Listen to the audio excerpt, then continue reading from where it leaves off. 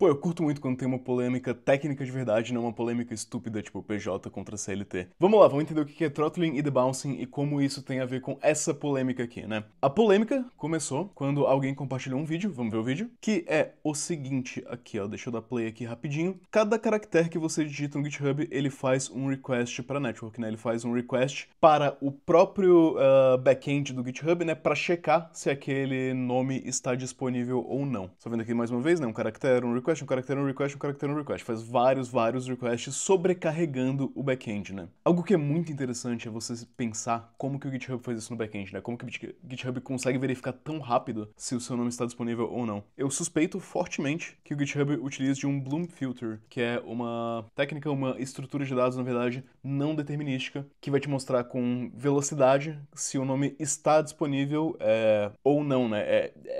Bloom Filter, ele tem falsos negativos, mas ele não tem falsos positivos. Enfim, Bloom Filter é super interessante, mas não tem nada a ver com o tema do vídeo, né? Eu queria só explicar, sei lá, só pensar como será que o GitHub faz isso no back-end deles. Eu suspeito que seja Bloom Filter, tá? Tem uma suspeita bem forte. Agora, o Theo pergunta, bom, qual outra maneira a gente teria de implementar isso daqui, né? Como que a gente poderia checar se né? Como a gente pode implementar essa feature? Em que cada caractere que eu digito, eu vou checando se o nome está disponível ou não, né? Existe alguma outra maneira de se implementar isso? A resposta curta é que dessa exata forma como está implementado no GitHub, tá? Da forma exatamente como está aqui, meio que não existe outra maneira. Se eu quiser que toda tecla que eu digite, eu imediatamente cheque no back-end se esse nome está disponível ou não, cara, eu pessoalmente não acho que tem outra maneira de se implementar, mas tem maneiras muito parecidas de se implementar isso daqui, tá? Que vão ter alguns trade-offs aqui. A gente poderia estar utilizando de um throttling, a gente poderia estar utilizando talvez de um debouncing, a gente tem que entender a diferença entre esses dois. Isso aqui é conhecimento muito importante, principalmente para quem trabalha no front-end, mas eu espero que você no back-end também entenda sobre isso daqui. Antes de falar sobre isso, a gente vai falar sobre o ChatGPT 5, que saiu agora. Não, na verdade a gente vai falar sobre a Abacus AI, que me deu acesso ao ChatGPT 5, e se você assina a Abacus, você também tem acesso. O modelo aparentemente mais poderoso de todos, certo, de todos os LLMs. Eu não sei julgar se realmente é o mais poderoso ou não. O que eu sei dizer é que eu tenho acesso ao ChatGPT 5, ao Claude Sonnet 4, ao Gemini 2.5 Pro, ao Grok 4, eu posso usar qualquer um deles que eu queira. Esse é o poder do ferramental da Abacus AI, por uma subscription de apenas $10, que é mais barato que os $20 que a OpenAI te cobra para acessar o ChatGPT 5 na interface deles lá, né?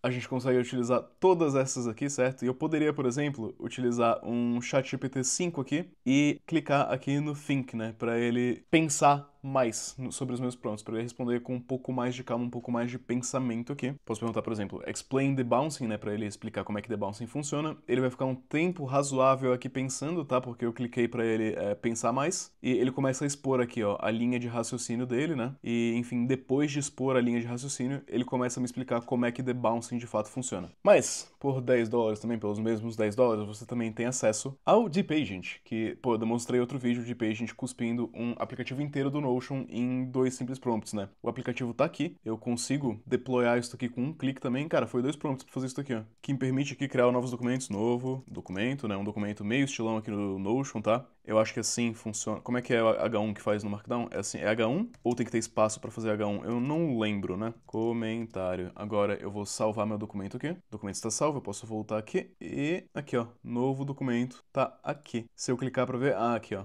tinha que ter um espaço, né, pra fazer o H1. Enfim, tá aqui o meu Notion Lite que foi criado com 2 prompts no Deep Agent, que você também tem acesso, tá? Existe um certo limite de quanto a gente pode utilizar isso pelos $10. É uma operação muito custosa, então não dá pra usar infinitamente, mas a gente consegue fazer 1, 2, 3, 4 MVPs aí tranquilamente utilizando o Deep Agent. É um ferramental absurdo. Além disso, a Abacus também te dá a ideia deles, né, baseada no VS Code, certo? É um fork do VS Code aqui, que tem, olha só que legal, agente de código que a gente pode utilizar. O GPT-5, por exemplo, para editar o nosso próprio código em um modelo de agente aqui. Formatão parecido com o do Cursor, tá? Tudo isso, certo? A ideia é o Deep Agent e os chats aqui, por $10, o link para Abacus AI vai estar aqui na descrição. O que é throttling, né? Vamos separar os dois aqui e vamos fazer um de cada lado pra gente entender qual que é a diferença. Existe uma certa confusão aqui que algumas pessoas fazem, mas é bem simples, tá? Não tem nada de muito complicado aqui. A gente pode pensar nisso como não é exatamente, tá?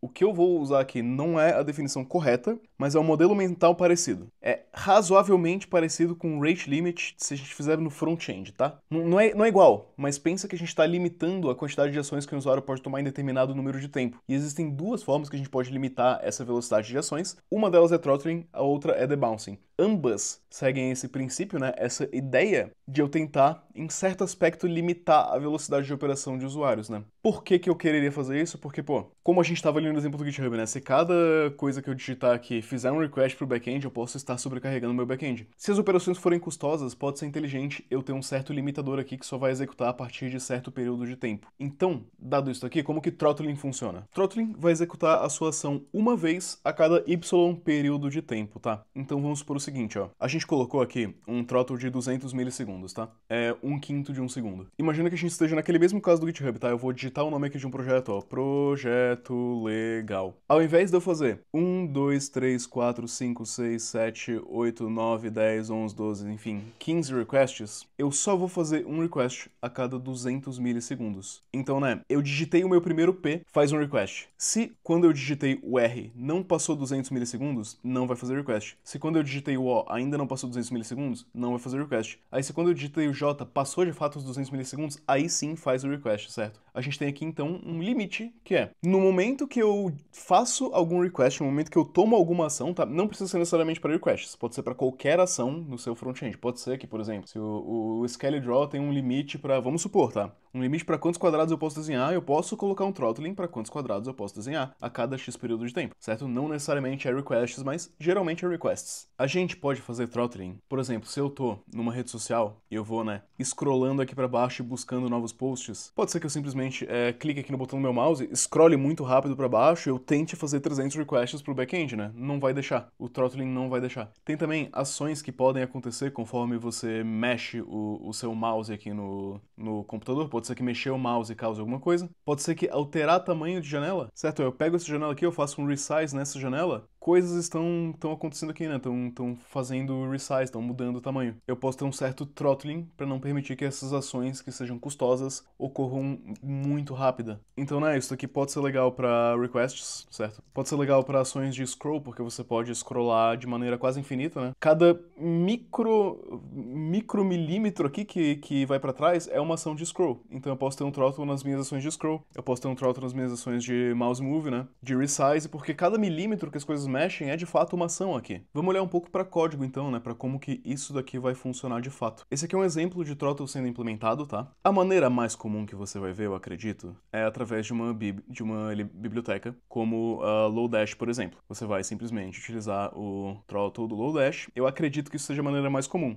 Mas a gente quer ver um pouco de código, né? Para entender como é que funciona de fato. Você tem então que a função throttle, ela é uma higher order function, né? Uma função que cria e retorna outra função aqui. Ela vai retornar essa function aqui interna. E o que essa function interna vai fazer, né? A gente tem uma variável chamada lastCall. Essa lastCall, né, perceba que ela tá criada fora da função que vai ser retornada, tá? E essa variável lastCall, em algum momento, a gente vai atribuir como null. Então, né, o que a gente teria aqui é que o lastCall vai ter um timestamp, vamos supor, isso aqui não é um timestamp, mas vamos supor que eu chamei a função às 12 horas, 32 segundos e 35 milissegundos aqui. Esse vai ser o valor que lastCall vai assumir na próxima vez que eu chamar throttle, certo? Na próxima vez que eu chamar essa função, passando novamente, né, o valor aqui é delay, na verdade o valor func e delay, né, passando a própria função em um delay. Função, no caso, é essa função aqui embaixo que vai ser executada, tá? A função que a gente está tentando fazer o tal throttle. Eu vou checar a diferença entre agora, então vamos supor que agora seja 12, 32 com